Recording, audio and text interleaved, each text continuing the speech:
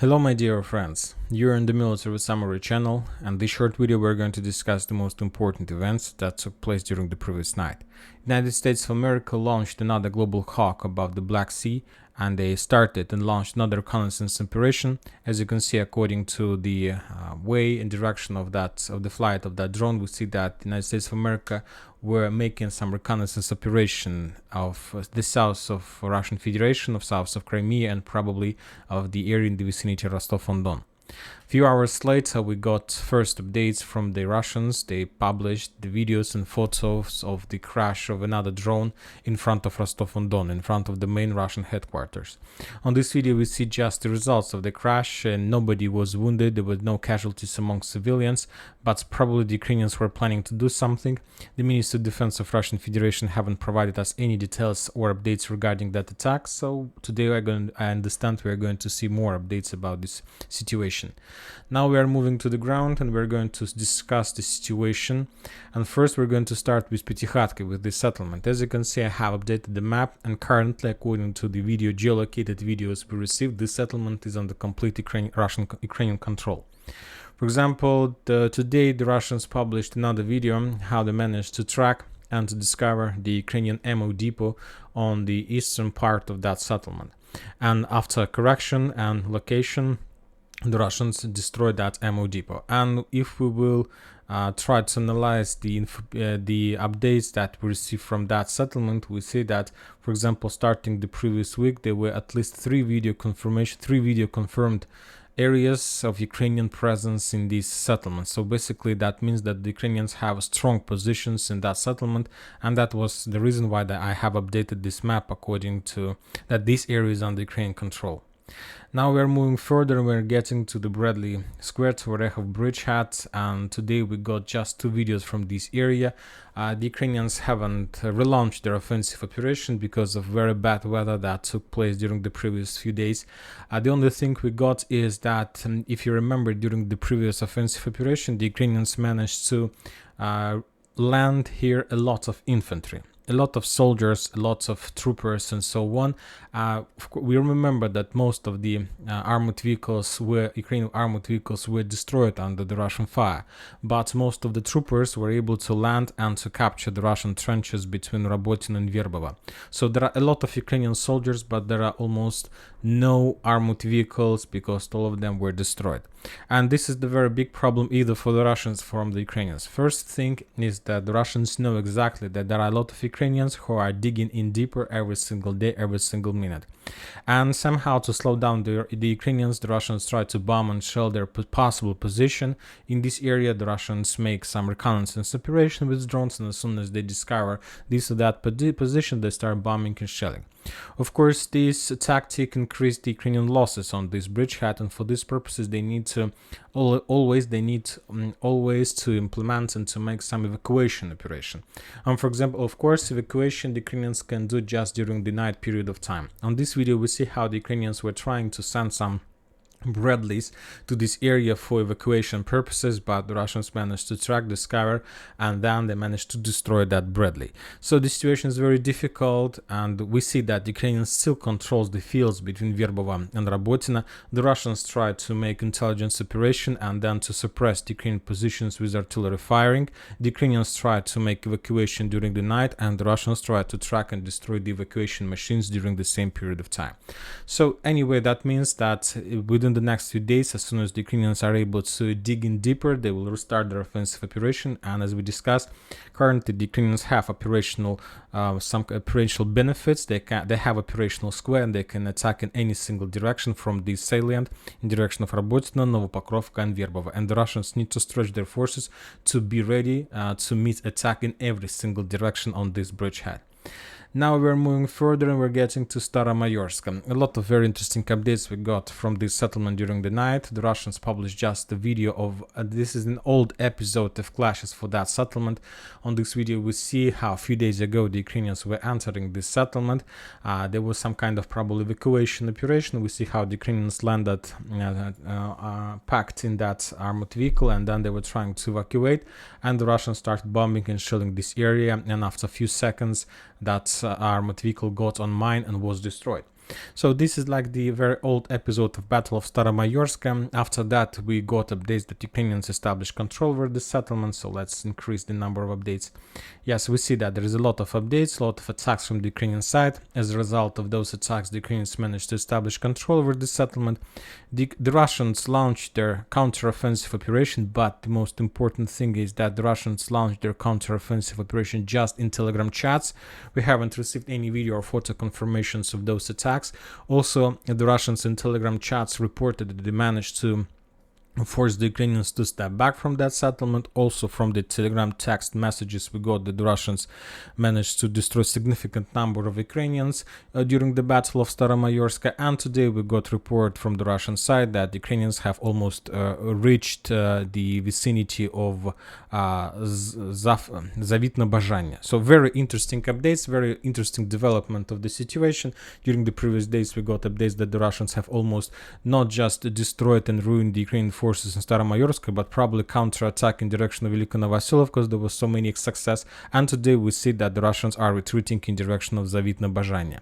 Very interesting situation, which means that we need to base our logic, base our conclusions just on geolocated videos and just from the real materials, but not from the messages in the chats and Telegram channels and in anywhere else.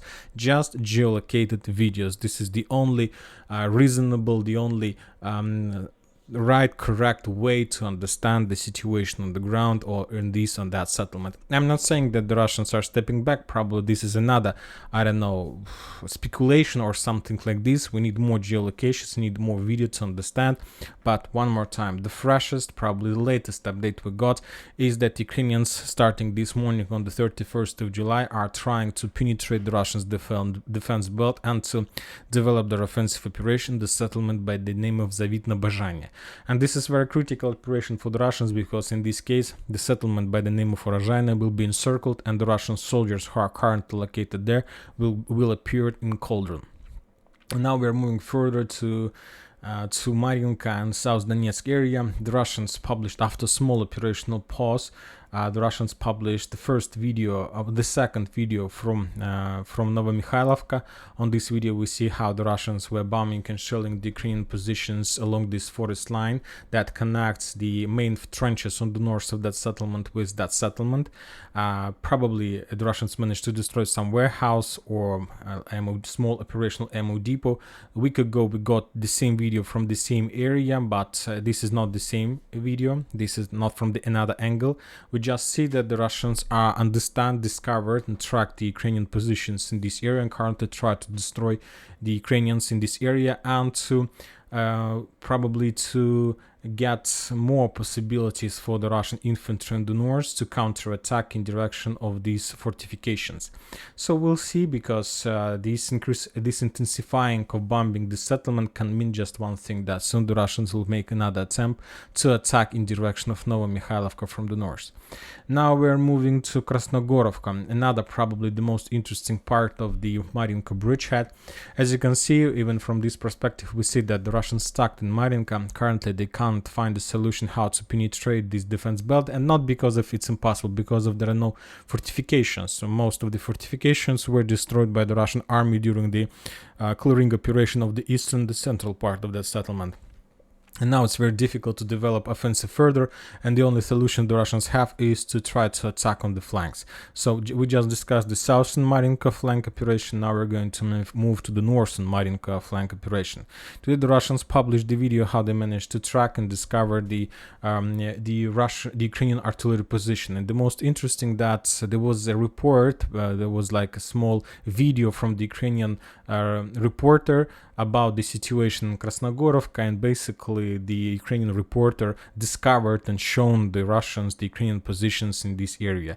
The Russians used that video for geolocations. They geolocated and destroyed the Ukrainian 105mm artillery position that the Ukrainians were using to attack and suppress the Russian offensive operation, of course, in the vicinity of coal mine and in the vicinity of the northern part of Marinka. Anyway, one more time, if we will increase the data from this bridgehead, we see that the Russians are pretty focused in this area. During the previous previous week, the Russians destroyed a lot of tow positions and tank positions, anti-tank weapon positions, a lot of artillery systems, and just the Russians were trying to suppress and destroy the Ukrainian infantry. From the Ukrainian side, we haven't received any reports, we haven't received many updates about counterattacking the Russian forces in this area. Now we are moving further. We are going to get to Klishchiivka bridgehead. Today we got just 2 videos from this area. The Russians destroyed another Polish artillery system Krab on the western part of Kurdyumovka. The Ukrainians were using this artillery system to attack and suppress Russian forces, of course, in Andreevka, the most important probably area these days, this minutes on this bridgehead, and probably the Ukrainians were using this system also to attack the Russian forces in Kodyma, in Travnevo, Zaitsevo, and so on. Also, the Russians published the video how they attack and bomb the Ukrainian position in Ivanovskaya, the settlement that located right in front of Bakhmut, right in front of Artyomovsk. On this video we see how the Russians managed to discover the Ukrainian positions, and after a small reconnaissance operation, the Russians recognized and destroyed the Ukrainian forces in that area. If we increase the number of updates from this week, we see that the Russians are pretty focused in the central part of this area, but not so much as the Ukrainians on the southern flank of Artyomovsk. Now we also got a very interesting video from Klishchiivka, from the Russian Ka-52 squad helicopters. I wanted to show this video in the previous episode, in the previous video, but I missed that video, so I believe we can watch this video today. According to the author of this video, this episode took place, all these episodes took place in the vicinity of Klishchiivka. The Russians Ka helicopter squad is destroying currently lots of armored vehicles in the Ukrainian on this front line, and will continue to do this in the future. Yet probably since the beginning of Ukrainian counter-offensive operation, we received just one update that Ukrainians managed to shut down one Ka-52, but yet we haven't received any video confirmation of that. I believe Zelensky, after he visited Chasov Yar, left that territory. Now we are moving to the north, and we're going to discuss the Bilogorovka area. From the Russian side, there was a video showing that the Russians were continue bombing and shelling positions of 81st Air Mobile Brigade in that settlement. This is the main forces, and of course in connection with 54th Mechanized Brigade of Ukrainian forces, who are successfully repelling the Russian offensive attacks in this area. Also, we got another geolocated photo from this sector. This is Ukrainian soldier in just a small shirt, almost with naked body, and RPG was trying to attack the Russian positions in the industrial area to the east of his position. So this is the Ukrainian soldier was located in this area, and basically the Ukrainian soldier was attacking this Russian position. So as you can see, the geolocation of this bridgehead is correct. This small industrial area is split in 2 parts. The main part is under Ukrainian control, and the Russians controls just these 3 buildings in this area. Now we are moving further to Kupiansk-Liman front line. We haven't received any updates from this territory. Just the blogger Riber, military expert Russian Riber, reported that the Russians continue developing and maintaining their bridgehead and their corridors in the vicinity of Kovalenko-Karamzinovka bridgehead, let's call it like this. And we got another video from the Russian sources how the Russians brought their artillery systems, their multi-rocket launch systems to the combat line, and probably a flamethrower system. This is flamethrower system, and after that they launched attack against the Ukrainian positions, and in a second we're going to see the forest that was under attack of Russian flamethrower systems. According to the author of this video, this event took place on the 27th of July, but if we increase the number of updates, we see that there were a lot of updates of artillery strikes exactly in this triangle. I will add this area to the map. So I'm talking about these forests that were got during the previous days. So as I understand, maybe not the entire area of this bridgehead was captured by the Russians. Currently, the Russians tried to clear this area to force the Ukrainians to step back and to establish normal fortifications, and after that they will continue their offensive operation in the western direction. We haven't received any updates from the Kupiansk, and we just got 2 updates from the Kharkiv front line, from the Kharkiv area. The first thing is that the Russians during the previous night made another massive Iskander strike against the Ukrainian positions in Kharkiv, and the sources later reported that the Russians were bombing and attacking the Kharkiv International Airport, and as a result of those attacks there were losses. There were like a lot of ambulance. There was probably the the Russians destroyed the Ukrainian ammo depots that were located in the vicinity of Kharkiv airport and so on.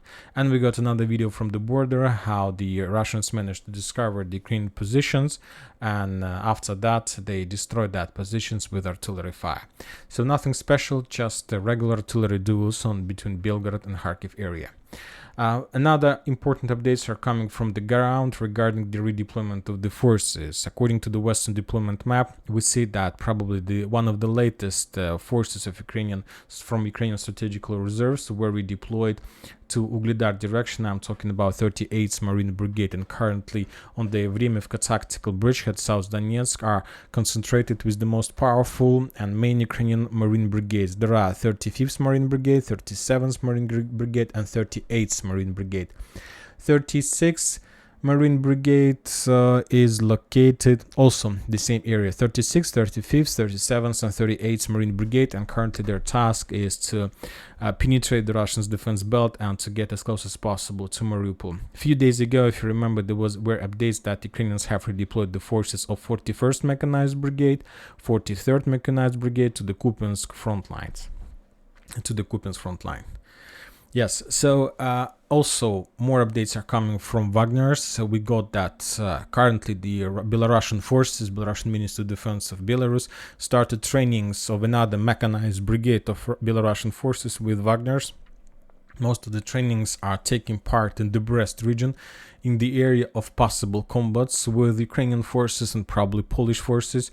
So another Belarusian mechanized brigade started trainings with Wagner. So they're training for something, of course, and of course this will increase the level of Belarusian forces, of their military education, and their possibilities during possible upcoming offensive or any combat operations in this area. And that's it for today. Military Summary channel reminds you to condemn any violence in the world. Thank you for watching. Subscribe to my channel, put your likes to my Patreon, and have a good day. Bye bye.